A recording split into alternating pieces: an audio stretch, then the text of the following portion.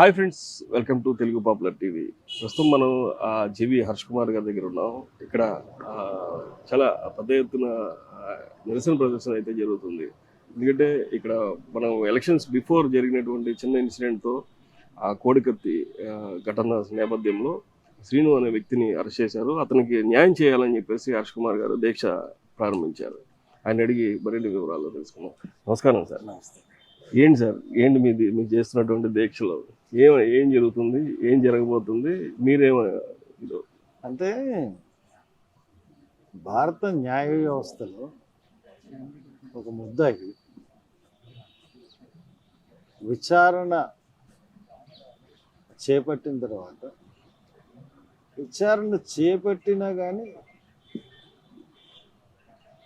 సాక్షిగా ఉన్నటువంటి అంటే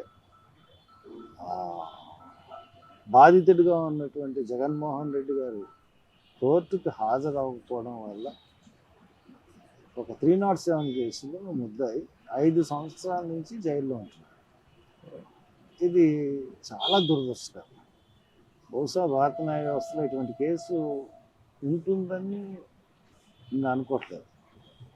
పైగా మనం ఆ ఇన్సిడెంట్ని చూసుకున్నప్పుడు ఆ ఇన్సిడెంట్ వల్ల ఆయనకి చాలా లాభం జరిగింది, ఆయన మీద అటాక్ జరిగింది.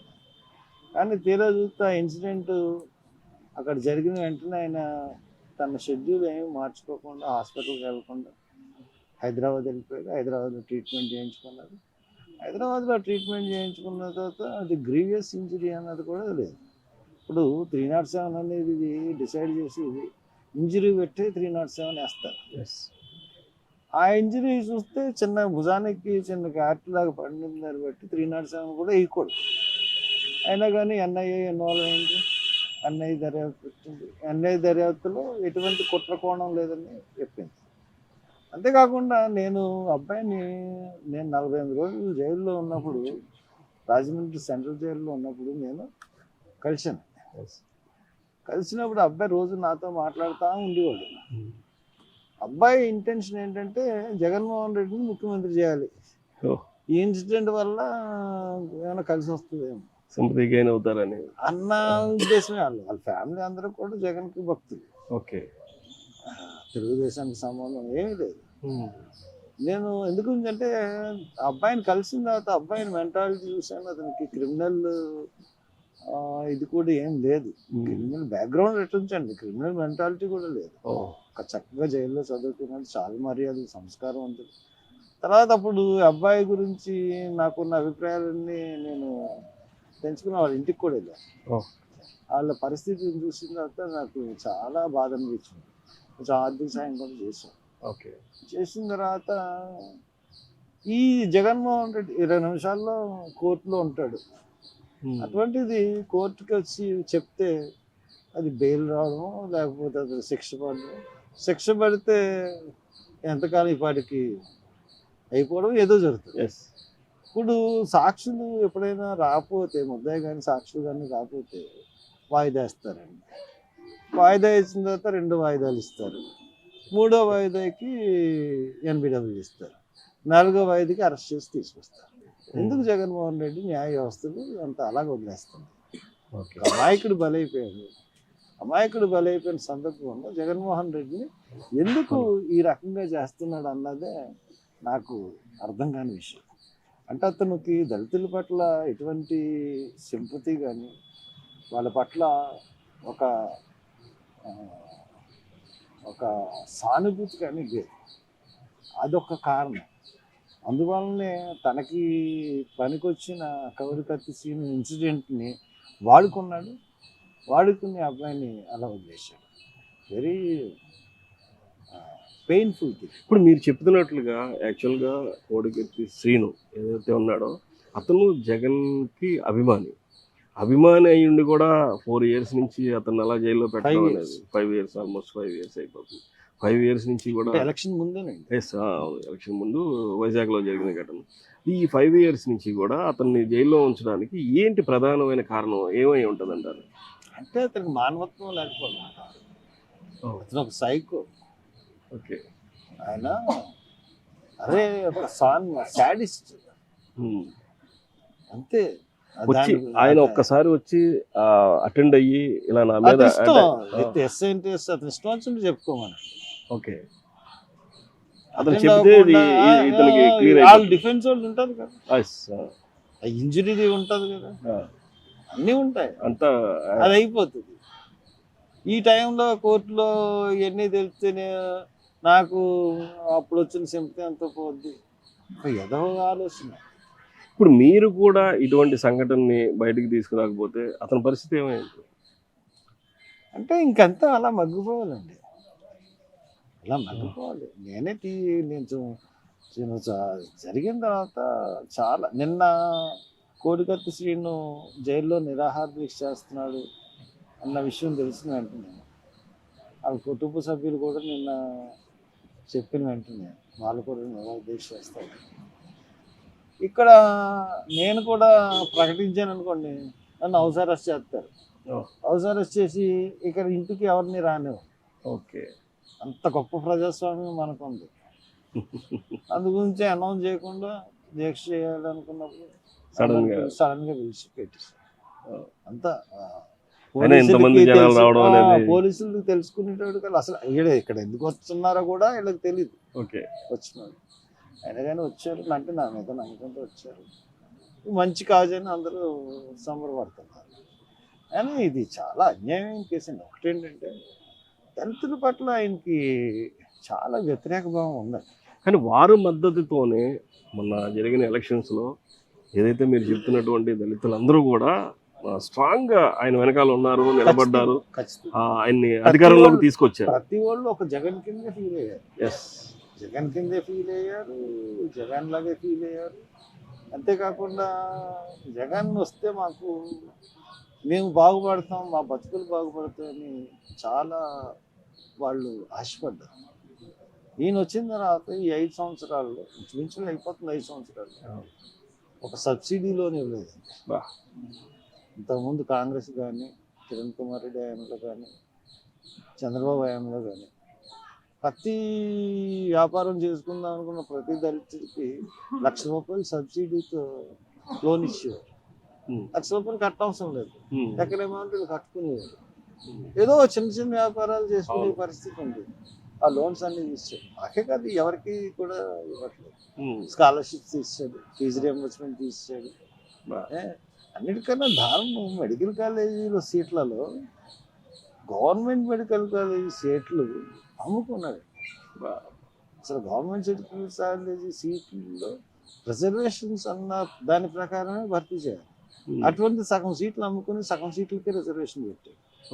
బహుతో ఇటువంటి పరిస్థితి భారతదేశంలో ఇప్పుడు దాకా జరగలేదంట. అది కూడా నేను అనుకున్నాను. ఇతనికి పరిపాలన విధానం తెలియదు. తర్వాత ఇప్పుడు అంబేద్కర్ విగ్రహం రేపు ఓపెన్ చేస్తున్నారు.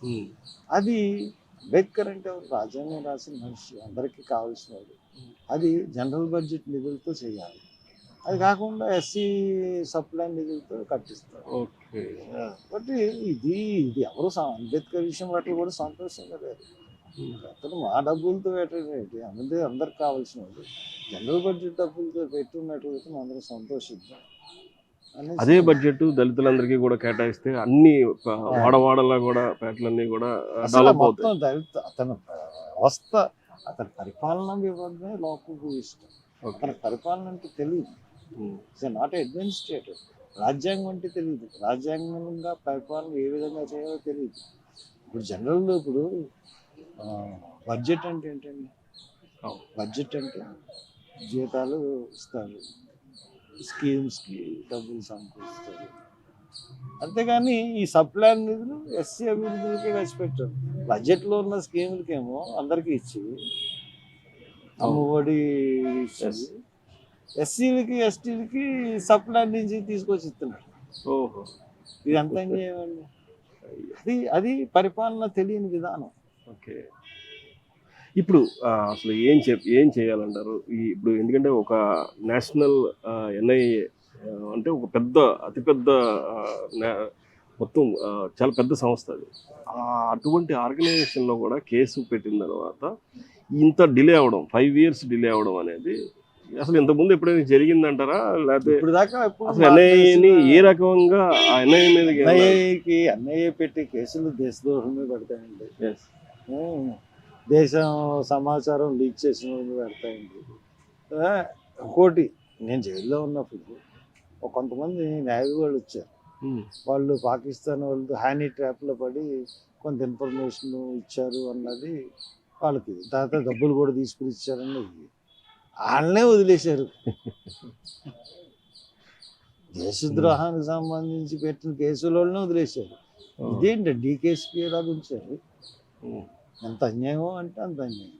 అసలు రాజ్యాంగ వ్యవస్థ ఏంటి, ఈ లీగల్ ఇది ఇక్కడే న్యాయపరమైన న్యాయశాఖ మీద చాలా అనుమానాలు వ్యక్తం అవుతున్నాయి.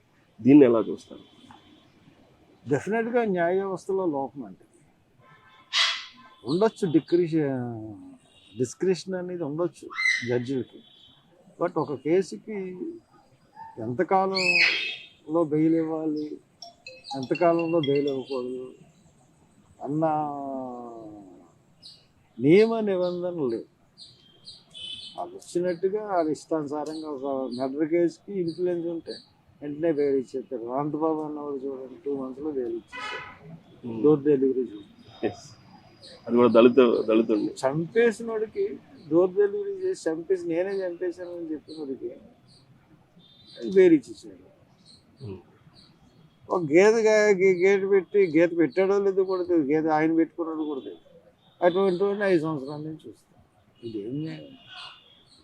న్యాయ వ్యవస్థ తను ప్రశ్నించుకోవాల్సిన సమయం ఉంది, సమయం ఆసన్నమే. జైల్లో 95% దళితులు. అసలు ఎవ్వరు కూడా, అందరూ రిమాండ్ ముద్దారు. ఆ పరిస్థితుల్లో వ్యవస్థ నడుస్తుంది. మొన్న ఇదే రాజమండ్రి సెంట్రల్ జైల్లో చంద్రబాబు నాయుడు ఉన్నప్పుడు కూడా ఈ న్యాయ వ్యవస్థ మీద విపరీతమైన చర్చ జరిగింది. అయితే బట్ ఆయన బయటకు వచ్చారు, మళ్ళీ అది అయిపోయింది. ఒక సామాన్యుడు కాబట్టి ఈ శ్రీను విషయంలో జరగట్లేదు అనేది అందరూ అంటున్న మాట. మీరేమని చెప్తారు? అంతే కదండి. ఎన్ఐఏ కేసులు ఎవరి మీద పెట్టారు? అటువంటి అబ్బాయి మీద చాలా అన్యాయం. కానీ ఈ విషయం ఏదో అనుకుంటున్నాడు, ఇది దళితులు నల్లలోకి వెళ్ళింది విషయం. ఈ విషయం ఆగేది ఎప్పుడు ఏంటంటే జగన్ గద్దె దించినప్పుడే. ఖచ్చితంగా జగన్ గద్దె దించి తీరుతాం. అప్పుడే అన్నిటికీ పిలుస్తారు. మా మీద దాడులకు కానీ, మా స్కీములు రివైవ్ అవ్వడానికి కానీ అన్నిటికీ కూడా జగన్ దిగిపోవడం అన్నదే శాశ్వత పరిష్కారం. ఏం చెప్తారు ఫైనల్గా? ఈ కోడి సీను, కత్తి సీను వాళ్ళ కుటుంబానికి కావచ్చు, దళిత అభిమానులకు కావచ్చు, నేను కోడి కత్తి సీనుకి ఆర్థిక సాయం చేయండి తప్పకుండా. చాలా పేద కుటుంబం, నేను చేశాను, మీరు కూడా చేయండి. పార్టీలు కూడా వాళ్ళ పద్ధతిగా నిలబడండి. దళిత జాతి అంతా వాళ్ళ కుటుంబానికి ఆసరాగా ఉండండి. ఈ ప్రతిరోజు కూడా ఇక్కడి నుంచి అతను జైల్లో చేస్తున్న తెలిసిన ప్రతిరోజు కూడా ఏదో ఒక సెంటర్లో, అమలాపురంలో మరి ఇంటి దగ్గర కూడా దీక్షలు చేయమని పిలిపిస్తున్నాను. అలాగే మంగళవారం సెంటర్లో కూడా దీక్షలు చేయండి. దీక్షలు చేసి కత్తిసీనుకి సంఘీభావంగా నిలబడమని చెప్పి పిలిపిస్తాను. ఈ న్యాయపరంగా ఇప్పుడు జరుగుతున్నటువంటి, అతను చేస్తున్నటువంటి ఏదైతే కోడికత్తి శ్రీను చేస్తున్నటువంటి న్యాయ పోరాటం అది సరిపోద్దంటారా? ఇంకేమన్నా అడిషనల్గా వెళ్ళాలని? లాయర్ బాగానే చేస్తున్నాడు అని అనుకుంటున్నాను. ఆయన పేరు ఏదో గుర్తుంది, అబ్దుల్లా. మరి అంతకన్నా ఇంకేం చేయగలం? అఫ్కోర్స్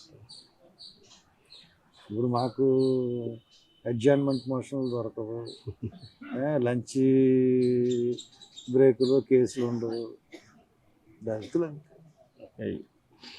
ఇది ఏదైతే ఈ దళిత జాతి మీద జరుగుతున్నటువంటి ఏదైతే అవమానంగా భావించవచ్చు. ఖచ్చితంగా ఈ కోడికత్తి శ్రీను విషయంలో 5 సంవత్సరాలు తాత్సర్యం అనేది అసలు ఇంతవరకు ఎక్కడా జరగదు కూడా అని చెప్పేసి చెప్తున్నారు.